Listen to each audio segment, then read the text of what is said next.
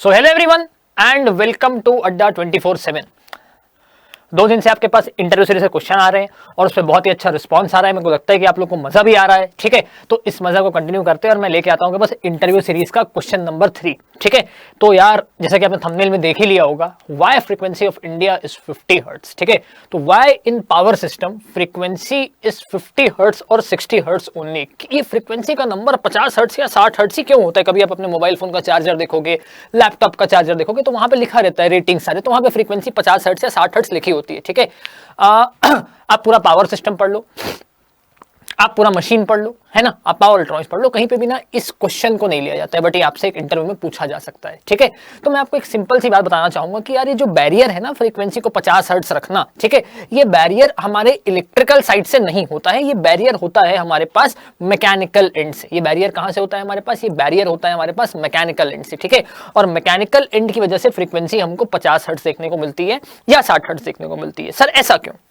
देखिए, अगर मैं इंडिया के करंट पावर ग्रिड की बात करूं, हिंदुस्तान में बहुत पहले गवर्नमेंट ने 10-12 साल पहले गवर्नमेंट ने एक नारा भी दिया था, 1 नेशन 1 ग्रिड, मतलब भारत में कहीं पे भी इलेक्ट्रिसिटी बने वो भारत के किसी भी दूसरे कोने में जा सकती है, ऐसा नारा भी दिया था। ठीक है, अब क्या है कि जब ये नारा दे दिया गया तो अब हम जब ओवरऑल देखते हैं कि इंडिया में आज भी पावर सिस्टम जनरेशन का जो भी पावर जनरेट किया जाता है इंडिया में, ठीक है, इसका 63% अकाउंट होता है केवल थर्मल पावर प्लांट से और 32% अकाउंट होता है लगभग आपका हाइड्रो पावर प्लांट से। ठीक है, तो बाकी के पावर प्लांट्स केवल वो बचे हुए 5% को शेयर करते हैं। ठीक है, अब जब majority of electricity in India is developed from thermal power plant, तो थर्मल पावर प्लांट का एक बहुत ही इंपॉर्टेंट कंपोनेंट होता है आपके पास, वो होता है स्टीम टरबाइन। ठीक है, और जब आप बात करते हो स्टीम टरबाइन के एफिशिएंसी की, किसकी बात कर रहे हो आप यहाँ पे? आप बात कर रहे हो अगर स्टीम टरबाइन की एफिशिएंसी की,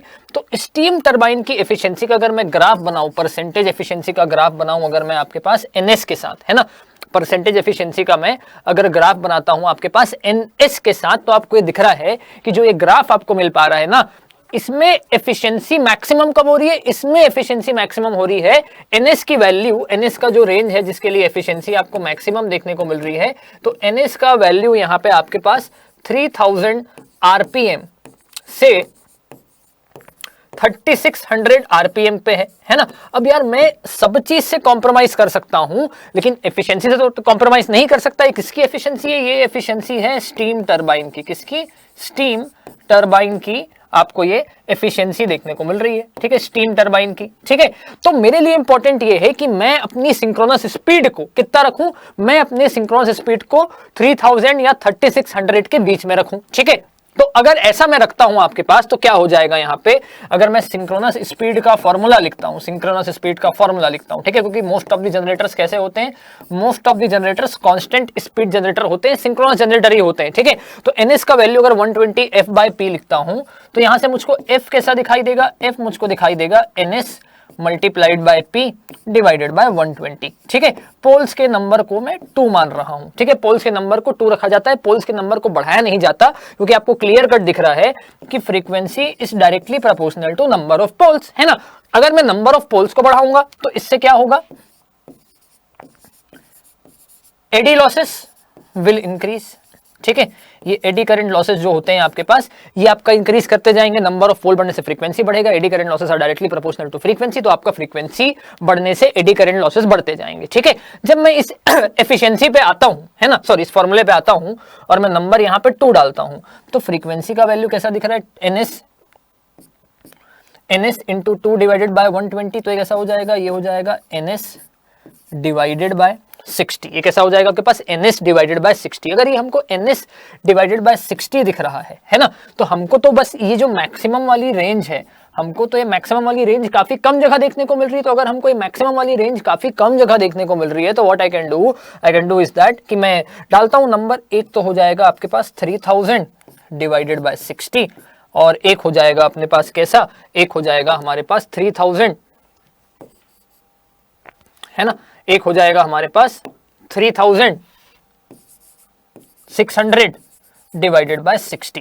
तो इससे हमारे फ्रीक्वेंसी का आंसर कितना आएगा? या तो 50 हर्ट्ज या तो आपके पास 60 हर्ट्ज, ठीक है। कोई बोल सकता है सर बीच का कोई नंबर क्यों नहीं सर, 51 भी तो शुभ होता है, 51 रुपए ये भी शुभ होता है, तो सर ये क्यों नहीं। तो देखो रख तो कुछ भी सकते हैं। अब क्या होता है कि बहुत सारे कैलकुलेशन भी अपने को करने होते हैं, जैसे क्या XC is equal to 2 pi